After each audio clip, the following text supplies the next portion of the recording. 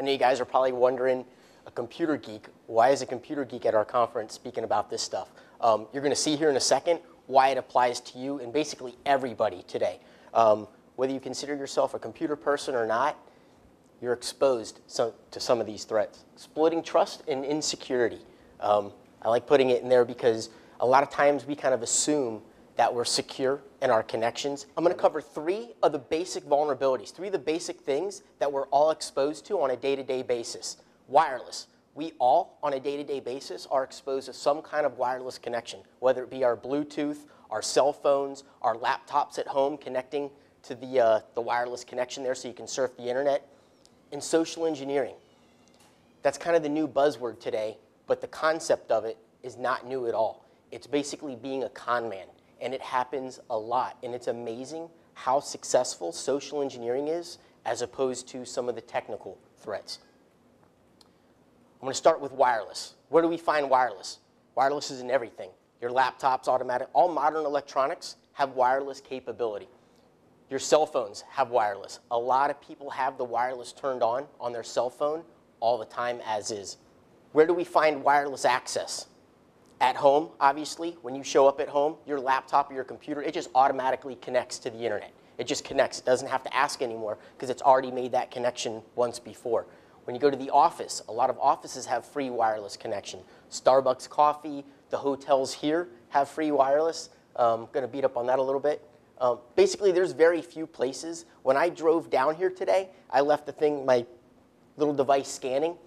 There was at no point, whether I was on the turnpike, the highway, the side streets, did I not have some sort of wireless access. What you may not know is your computer, it has preferred networks and it sends out probe requests. Basically, what this is once you've successfully connected to this wireless network, your computer remembers that network and it stores that information. So if you put in a username and password, not a username, but you put in the password for that network, it stores that in your computer and on a lot of modern phones as well. The part that you may not realize is once you have successfully connected to a wireless network with your phone or with your laptop, whether you are in range of that network or not, it's constantly sending out a probe request, which is basically it's saying, hey, home network, are you there? If it's there, it responds and says, I want to connect.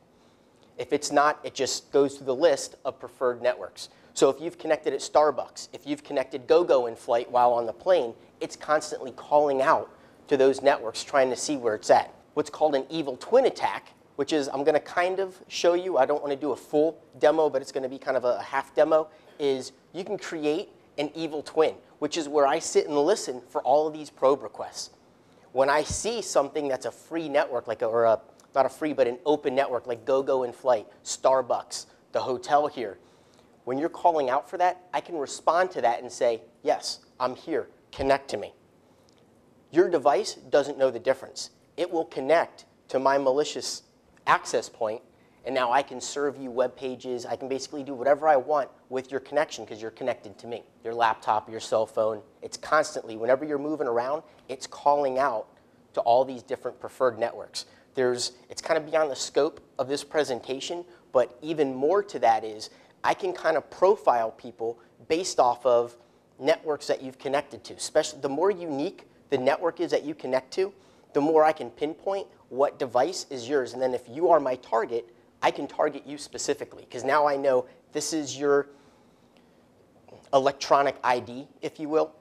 I can start tracking you. I can see where you've been. Some of the things that we can gather once you connect to my malicious access point, websites that you visit, forms that you fill in, basically everything that you type in. So you type in passwords, I can collect that.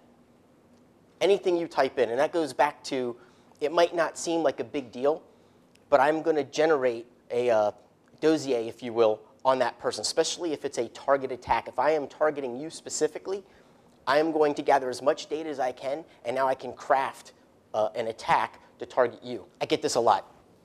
Yeah, but I don't really do many important things on my phone, so I don't care, you know. Or the other thing about personal email. So if someone hacks my Gmail account, it's inconvenient, but it's not a showstopper. I beg to differ. First off, if your phone accesses company email, then it is an issue. Because if I have access to your company email, I can impersonate you, and then I can stage attacks on other employees within the corporation. I can ask for access to the VPN from your email account. Basically, I can leverage upwards. Same thing with a personal email. People always like, well, if I lose my Yahoo or if I lose access to my Gmail, it's inconvenient, but it's not a showstopper. Can I reset your LinkedIn password with that email? Can I reset Wells Fargo, Bank of America? And I don't have to know who you bank with. I don't have to know what company you are with. I simply have to have control of your email. I can just do the round robin, bankofamerica.com, forgot password, pop in the email, and it'll either say sent or it's not on record. And I can just do this. And of course, you can automate this to where it just goes through all of these different sites, Facebook, LinkedIn, et cetera. So I'm not sitting there typing this all out. It's all automated. And I essentially own your electronic personality at this point. When you connect to that access point, I'm your gateway to the internet. So now I can tell your computer or your device how it gets to the internet. So when you type in www.google.com, your computer and the internet doesn't understand what google.com is. It understands IP addresses. It understands numbers. And the way that works is there's what's called a DNS server that converts google.com to something that makes sense to the computer. When you're connected to me, I can route that to whatever I want. So you type in google.com, and I take you to bing.com, wherever. It seems funny unless what I do is, and I've done this on, legally, a penetration and testing engagement where I duplicated the company's webmail login. So everybody, or most people, your company, you can go to webmail.companyname.com/OWA, and you can connect to webmail. You just have to plug it in. What I did is I duplicated their webmail site exactly. I even stole the images that was pointing right back to my server, and did a kind of a similar attack like this, so that when they were going to what they thought was their webmail, they were actually connecting to my version. But my version, what it did was when you put in the username and password, it sent it to me in clear text. Didn't encrypt anything. It sent it directly to me. And then what it would do is it would forward them to the real mail site. A lot of people think, I must have fat-fingered the password or I mistyped something. Let me punch it in again. They're in. 22 phone calls that I had to make with this because it was a phone situation. 22 phone calls. 17 of the 22 people went to my malicious site and put in the information.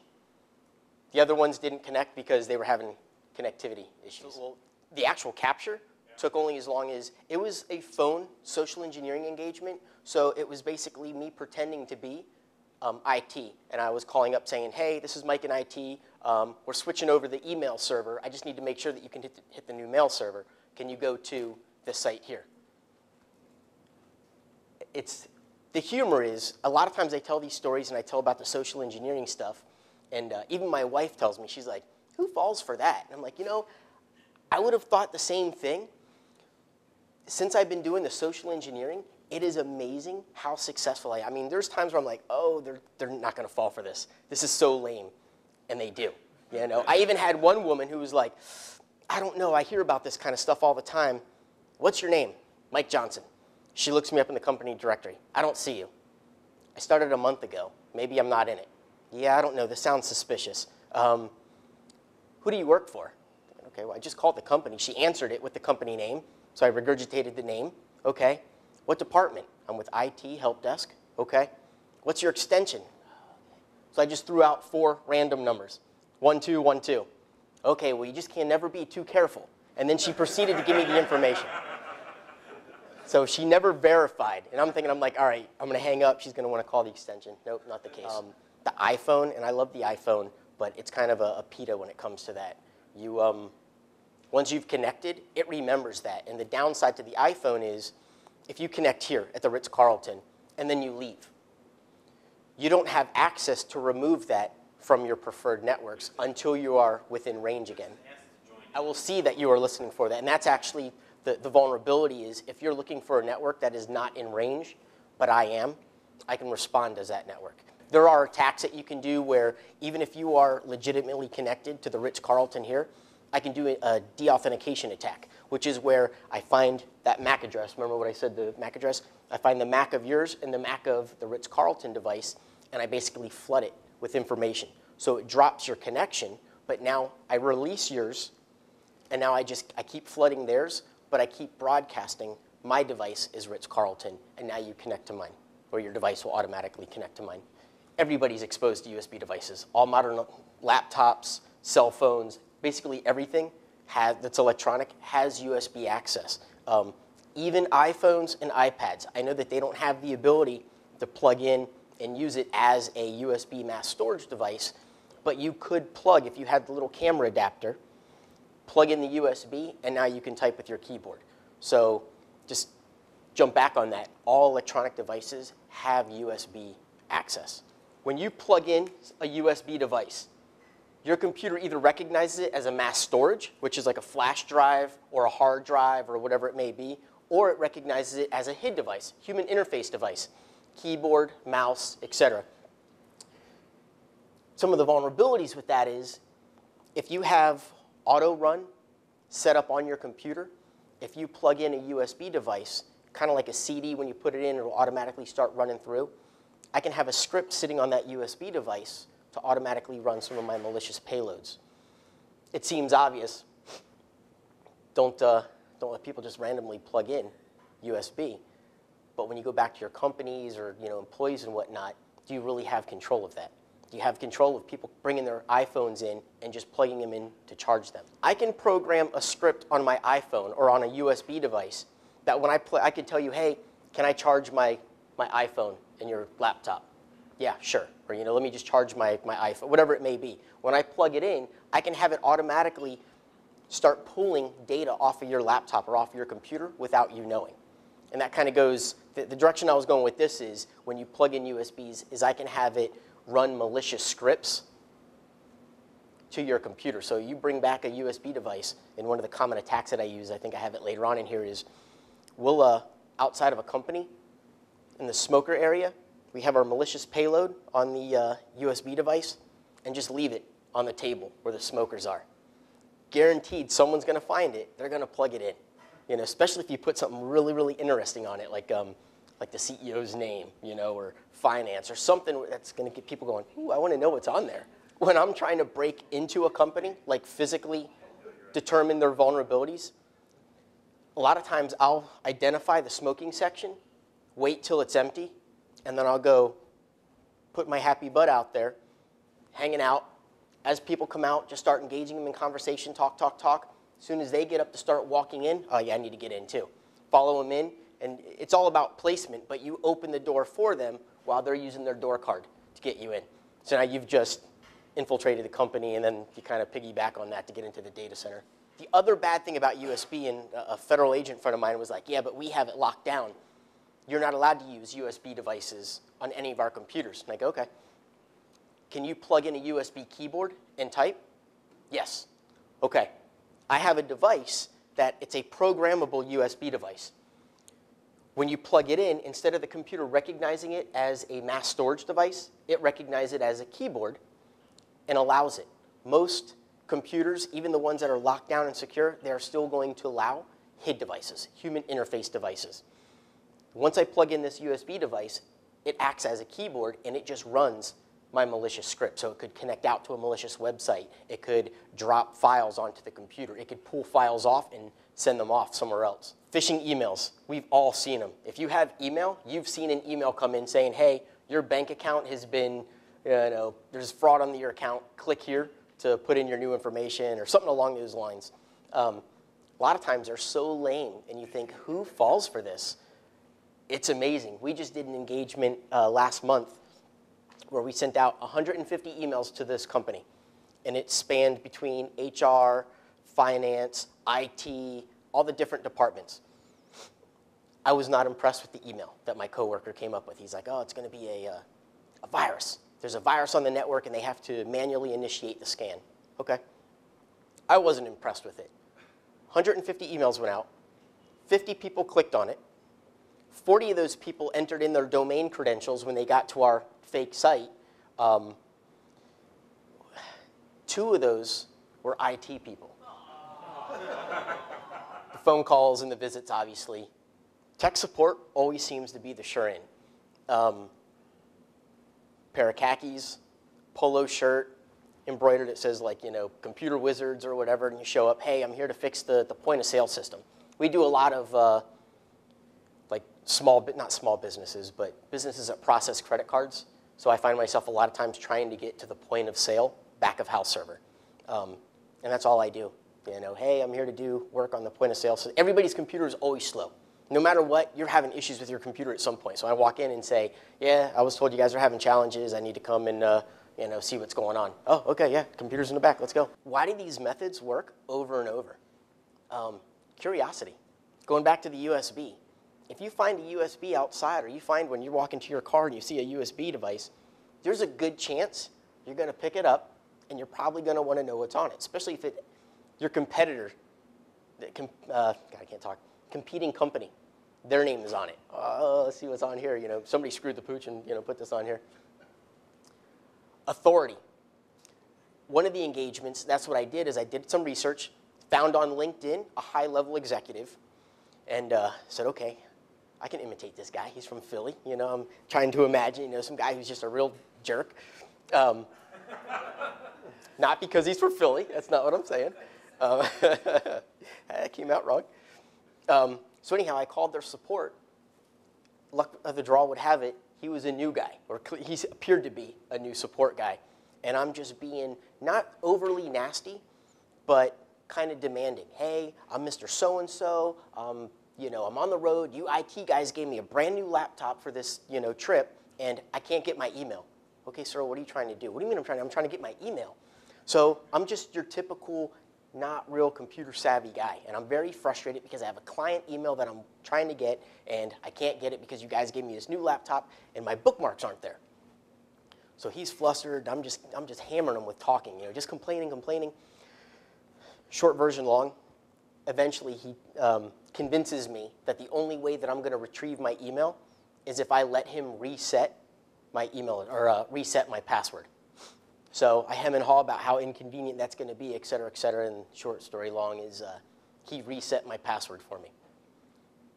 But it wasn't mine. Keep in mind, this is the sales, or not sales executive, but. So authority, that's where I was going with that. Desire to help.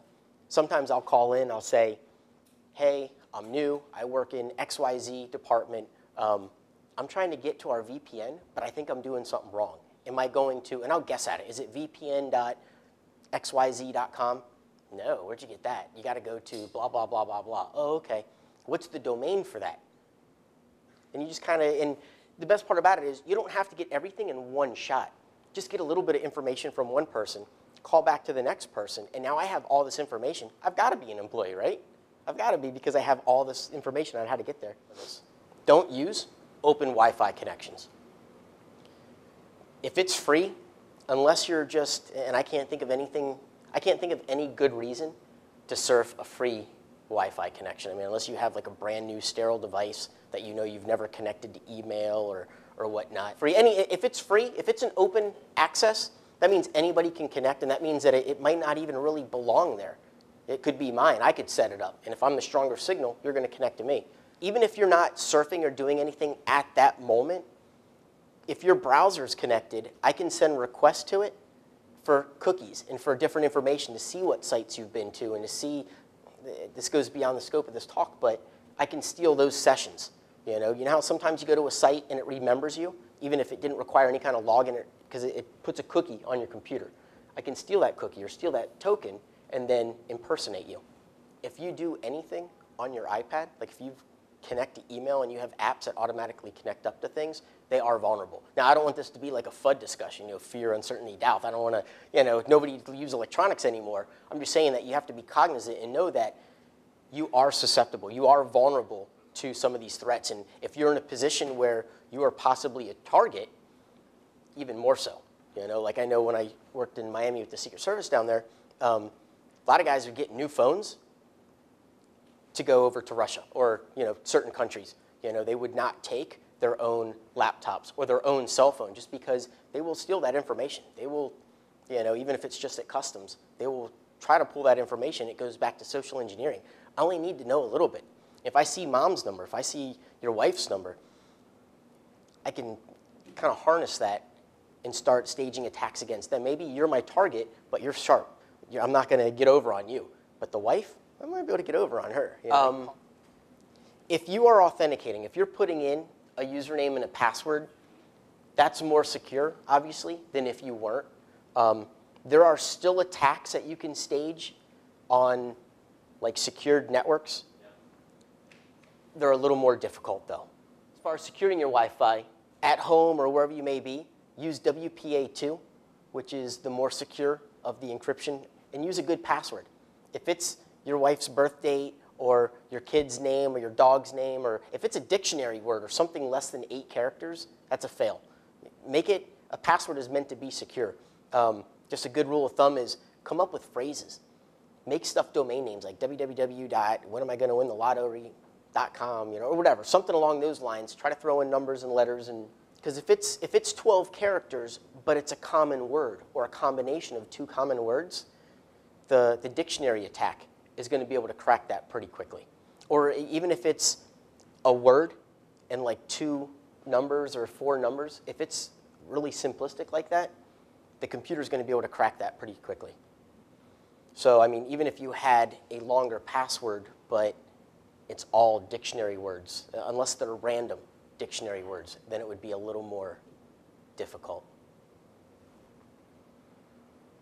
The USB, this more so applies to the policymakers, the people that kind of make the rules as far as where can you have USB. Like obviously after the Snowden incident, God bless you, after the Snowden incident, as you can imagine, the CIA, you are not allowed to have USB devices, hard drives and thumb drives and whatnot. That's a big offense. But, and I don't know, I can't confirm this yet, but I think they do still allow USB keyboards.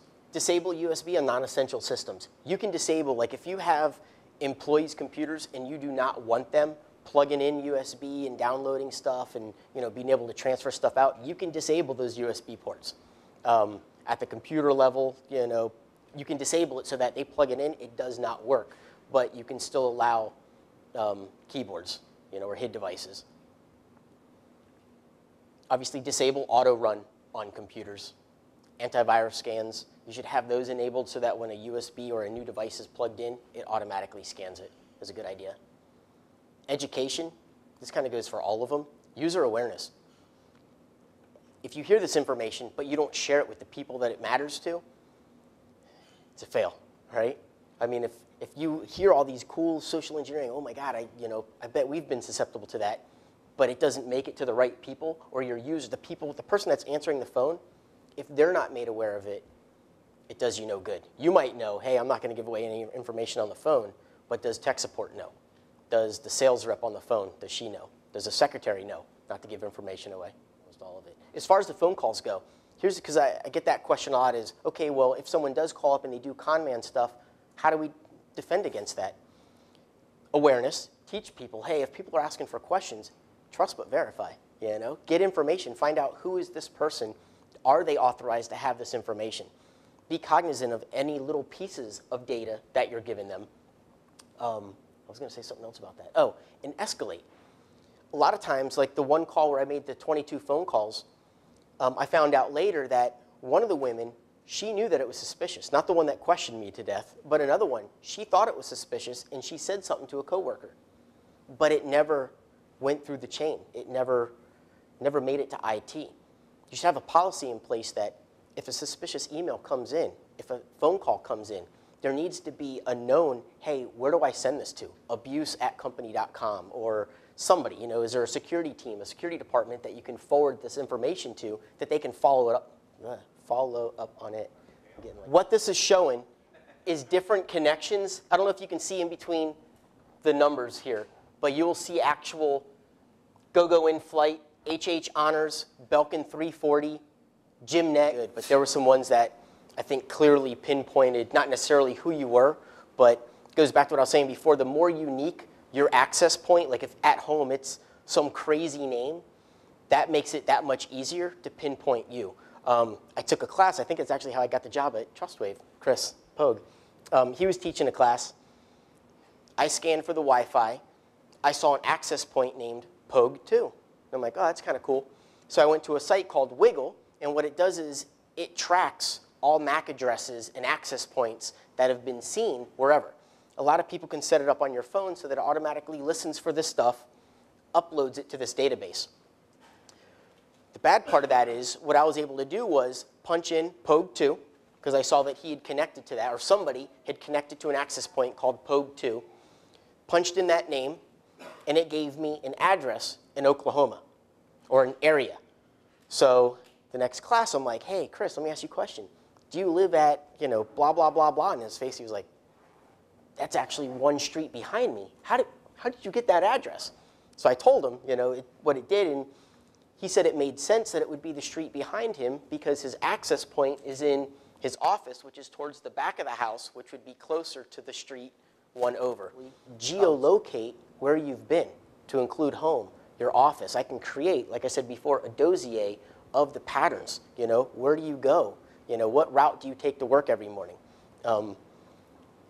Obviously, that's more so of a target attack. You know, if you are the target, they will do these types of things to try to develop where would be a good time to social engineer. Clearly, approaching you at your business or approaching you at home is going to be obvious. But if I happen to be at the same coffee shop that you're at, or, you know, I have something in common, you know, I mean, that's what it's all about. The social engineering is, I'll research you to death until I know everything that I can about you, and then I'll try to figure out what is going to be the best method of attack. Is it a more direct approach? Is it, you know, are you on a bowling team? Are you, you know, could I possibly send you an email or call you up and say, hey, I'm doing an interview for Bowling Magazine, or I don't know, I'm just making stuff up, but you get the point here.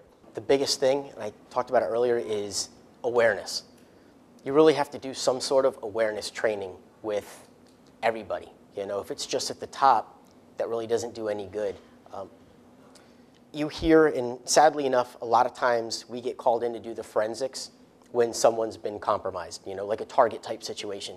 That's when we get called in, is after the fact. And you always hear it, you know, we knew we should have had some kind of testing done, or people know that they should do something, but they always think, well, I'm not going to be a target. You know, I'm not going to be the person that, you know, the bad guys are going to go after. When I did the intrusion investigations down here in Miami, it wasn't always the big chain stores that got compromised. There were a lot of mom and pop shops that would get compromised. And the downside is the cost of having us come in to do the investigation, Visa, Amex, the brands fining you for losing credit card information and personal information, they're pretty substantial. So I've seen where it has put small businesses here in Miami Beach out of business because they just couldn't afford the cost. Not just doing the forensics, but the brands, they penalize you. I think on average, it's like $300 each bit of data. And on average, you see a few 100,000 credit card numbers get breached in a single attack. I mean, whether it be the USB, the wireless, you can also do a man in the middle, even if you are connected to a secure network. If I manage to get into your business, and this goes hand in hand with the physical access, if I can get into your company and plug my device in somewhere onto your network, it's now internal. And I can do what's called ARP poisoning. I can still manipulate your network on a secure network. I can manipulate your connections. So the short version of that is you need to have security testing done. You need to have the right equipment in. Don't get some cheap firewall, you know, some Linksys firewall and throw that in. You need quality equipment to start with, and you need a secure staff, or at least somebody to come in and implement the proper security as far as the firewalls. A lot of people say, well, we're blocking bad stuff from coming in, but what are you blocking from going out? You know, and that's what we see a lot of times, like the PCI compliance. I hope nobody hears from like the PCI compliance board because it's a joke. A lot of our clients that get compromised, they were PCI compliant, but the compliance only blocks as far as the inbound connections. If credit card data or personal data is leaking outward, a lot of firewalls don't catch that, and you need to have something in place to catch outbound data because that's where the loss is going to be.